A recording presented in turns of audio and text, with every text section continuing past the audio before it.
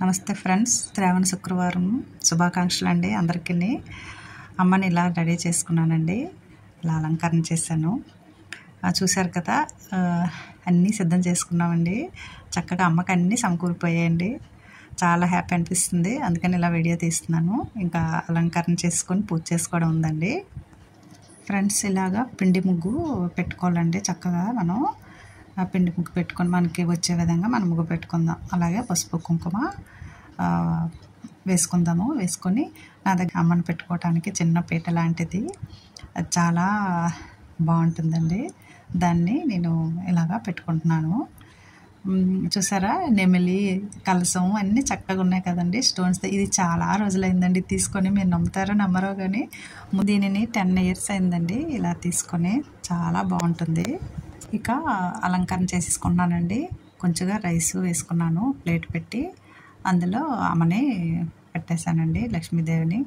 ఇంతకుముందు చెప్పాను కదండి వీడియోలో, మేము తిరుపతి వెళ్ళేటప్పుడు తీసుకొచ్చాను. అలాగా పూజకి సిద్ధం చేసుకోవడమే. ఇంకా గంధం బొట్టు పెట్టి తర్వాత కుంకుమ కూడా పెట్టి అమ్మని అలాగా మనం అలంకరించుకోవాలండి. అదే చిట్టి గాజులు ఉన్నాయి కదండి, ఇంతకుముందు మీరు చూశారు, అవి వేసానండి అమ్మకి. ఈ గవ్వలు చూసారా, ఈ వెంట చాలా ఇష్టం అండి అమ్మకి. వస్తుంది కదా సౌండ్, అదంటే అమ్మకి ఎంతో ప్రీతి అంట. నేను ఇంకా అలాగా అలంకరణ చేసుకుంటున్నానండి. మీరు కూడా చూసేయండి, మీరు కూడా ఇలాగే చక్కగా అలంకరించుకునే ఉంటారు. మనం ఎంతో తృప్తిగా ఆనందంగా మన పూజని చేసుకుంటామండి.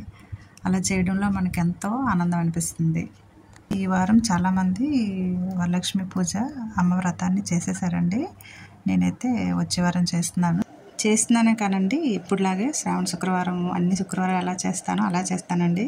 పెద్దగా ఏమీ ఆర్భాటాలకి పోను, మీరే చూస్తారు కదా. ఆ వీడియో కూడా అప్లోడ్ చేస్తాను. అయితే ఈ వ్రతం ఎందుకు చేస్తున్నాము ఏంటి అనేది మనం ఇప్పుడు తెలుసుకుందామా. అసలు ఈ పూజ ఎంతో శ్రద్ధగా చేసుకోవాలండి. అంటే మనం శ్రద్ధగా తలపెట్టిన వ్రతము మనిషిలో స్వార్థాన్ని తొలగిస్తుందండి.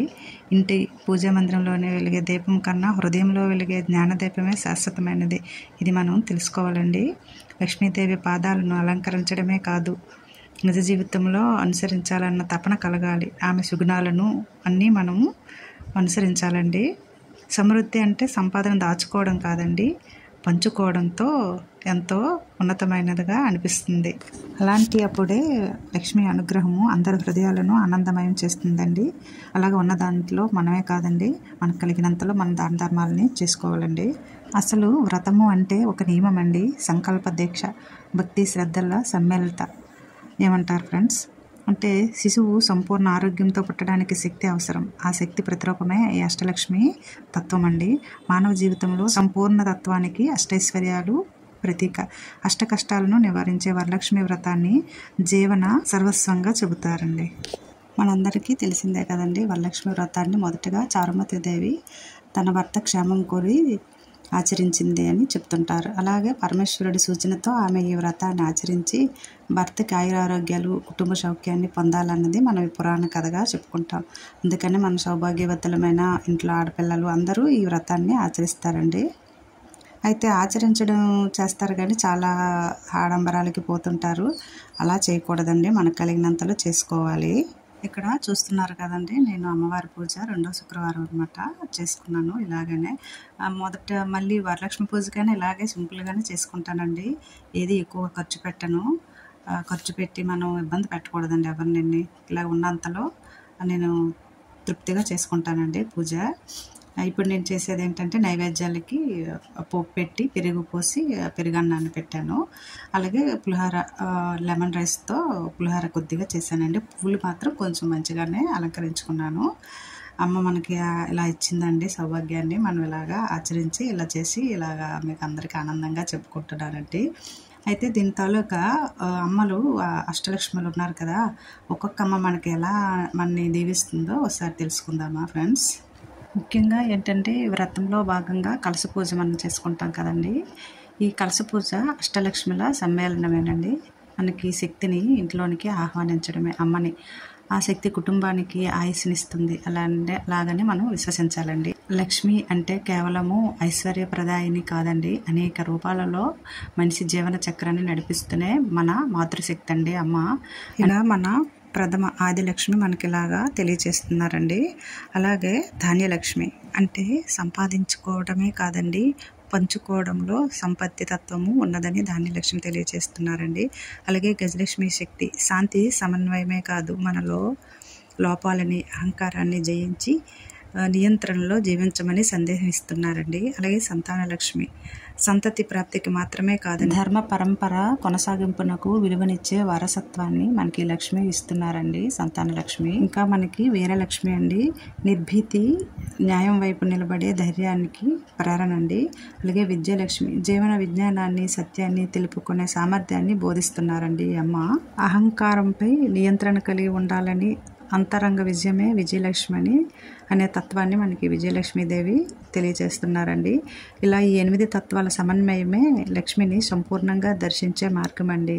ప్రతి ఒక్కరూ కూడా రోజు చేసే ఆచరణే కాకుండా ఈ అష్టలక్ష్ములను జీవితాంతం ప్రతిదినము అనుసరించే ఆత్మవైభవంగా రూపొందడమేనండి ఈ వ్రతం యొక్క ముఖ్య ఉద్దేశ్యము. లక్ష్మీ అనుగ్రహము అందరి హృదయాలను ఆనందమయం చేస్తుందండి ఇలా చేయటం వల్ల. అమ్మ మనకి ఇక్కడ చూస్తున్నారు కదమ్మా, మన అష్టలక్ష్ములందరినీ ఇలా నేను కుంకుమ పూజతో కొలుచుకుంటున్నాను. శ్రీ లక్ష్మీ అష్టోత్తరాన్ని చదువుకుంటున్నానండి. ఓం ప్రకృతి నమః, ఓం వికృతి నమః, ఓం విద్యా నమః, ఓం సర్వభూత హితప్రదాయ నమః అలాగంటూ అష్టలక్ష్మిని పూజ చేసుకున్నానండి. ముఖ్యంగా మనం ఏంటంటే ఈ 2వ వారమే ఎక్కువ చేసుకుంటాం కదండి, పౌర్ణమి ముందు వచ్చే వారం. కాకపోతే మనకి తొందరగా శ్రావణ మాసం శుక్రవారం రోజే వచ్చేసిందండి. అందుకని మనం ఏంటంటే పౌర్ణమి ముందు అంటే 3వ శుక్రవారం పడింది, చాలా వరకు ఈ వారమే చేసేసారండి అందరూ. ఇలా మనం పూజని చేసుకుందాము. అంటే శుక్లపక్ష పున్నమికి దగ్గరలోనే ఈ శుక్రవారం వస్తుంది కదండి. అందుకనే వరలక్ష్మి వ్రతము త్రికాలబద్ధమైన ధర్మవేదిక అండి. అందుకు స్త్రీలు మాత్రమే ఆచరించవలసిన పూజ ఏమి కాదండి, కుటుంబంతో పాటు అందరూ మనం ఈ పూజని చేసుకోవచ్చు. మహాలక్ష్మి అనుగ్రహం అందరికీ ఉండాలి కదండి మరి. అందుకని అమ్మని అలాగా కోరుకుందాము. అందరికీ మాకు మీ కటాక్షం కావాలమ్మా అని మనందరికీ, మన చుట్టుపక్కల వారికి, మన ఇంట్లో వారికి అందరినీ కావాలని కోరుకుందాం ఫ్రెండ్స్. ఎలా కోరుకుందాము అమ్మని? ఇలా కోరుకుందామా, రావమ్మా వరలక్ష్మి రావమ్మా అంటూ. ఏంటంటే శ్రావణ శుక్రవారం గల్లు గల్లుమని అడుగులేస్తూ మన గడపలో అడుగు పెడుతుందండి అమ్మ. స్వాగతం తల్లి, సుస్వాగతం అంటూ మనము ఆహ్వానించడమే మనం ఆలస్యం అండి. పూజాపీఠాన్ని అలంకరించి ఇంకా షోడశోపచారాలు అందుకుంటూ అష్టోత్తర శతనామాలు అలంకరించి భక్షభోజ్య నైవేద్యాలు ఆరగిస్తుంది అమ్మ. తాంబూలం స్వీకరించమ్మా, తిరుగు ప్రయాణానికి సిద్ధమవుతుంది. కానీ మనం వెళ్ళనివ్వకూడదండి అమ్మని. నట్టింట్లో పద్మాసనం వేసుకొని కూర్చోవమ్మా అంటూ ఆ పద్మావతిని ప్రార్థించాలి. శాశ్వతంగా కుటుంబ సభ్యురాలిగా చేసుకోవాలి. అప్పుడే మన ఇల్లు లక్ష్మీ నివాసం, అదే వరలక్ష్మి కటాక్షం. ఏమంటారు? అలా పిలిచేద్దామా అమ్మని మరి? చక్కగా పూజ చేసుకోండి, అందరూ మంచిగా చేసుకోవాలని కోరుకుంటున్నానండి. ఇలా నేను ఉన్నంతలో సింపుల్గా 2వ వారమే తృప్తిగా కూడా చేసుకున్నానండి. ఇంకా 3వ వారం, ఇంకా 4వ వారం కూడా వస్తుంది కదా అమ్మది. చక్కగా చేసుకుందాం ప్రతి శుక్రవారం. చూసారా, ఇలాగ గుమ్మాలని అలంకరించుకోవాలి, ఇంకా మంచిగా అలంకరించుకోవాలండి. అమ్మని ఆహ్వానించేద్దాము. మన గృహంలోకి వచ్చేస్తుందండి అమ్మ. ప్రేమగా భక్తిగా పిలవండి, వచ్చేస్తుందమ్మ. ఏమంటారు ఫ్రెండ్స్? అయితే అయిపోయింది పూజ, ముగించేసానండి. ఎంత ఆనందం అనిపించింది ఇలా మీకు తెలియచేస్తున్నానండి. ఇంకా ఫ్రెండ్స్ షార్ట్ వీడియోస్ కూడా నేను అప్లోడ్ చేస్తాను, అవి కూడా చూడండి. మంచిగా చూసి సబ్స్క్రైబ్ చేసుకోండి. ఇగోండి ఇంకా అమ్మకి పూజ అయిపోయింది కదా, ఇంకా మనం నైవేద్యాన్ని స్వీకరించేయడమే. నేను ఇలా పెట్టిన అమ్మకి పెరుగన్నము, పులిహార కొద్దిగా నేను కూడా వేసుకున్నానండి. అమ్మ అయిపోయింది. ఇలా నేను పొటాటో కర్రీ కొంచెంగా తీసుకున్నానండి. ఒకే రోజులో ఒకే పూట తింటానండి అలాగా.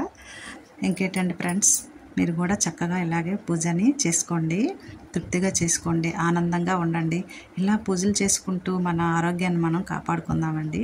ఎంతో ఆనందం అనిపిస్తుంది, అది మీకు తెలుసు కదండి. అలాగే ఇంట్లో వాళ్ళని ఎవరిని ఇబ్బంది పెట్టద్దండి. మన ఇంట్లో మనకి కలిగినంతలో మనం చేసుకుందాం. ఓకేనా? ఏమంటారు? నెక్స్ట్ మన ఇంకో వీడియోలో పూజ గురించి ఇంకా మంచిగా మనం చెప్పుకుందాము. మీరు కూడా చక్కగా పూజ చేసుకోండి, సబ్స్క్రైబ్ చేయండి, లైక్ చేయండి. చూసిన అందరూ ఫ్రెండ్స్ లైక్ చేస్తారని ఆశిస్తున్నానండి. ఇలా ఎన్నో విషయాలని మనం తెలుసుకుందామండి. నేను తెలుసుకునేదే కాకుండా మన ఫ్రెండ్స్ అందరికీ తెలియచేస్తున్నాను. ఓకే ఫ్రెండ్స్, మళ్ళీ కలుద్దాం.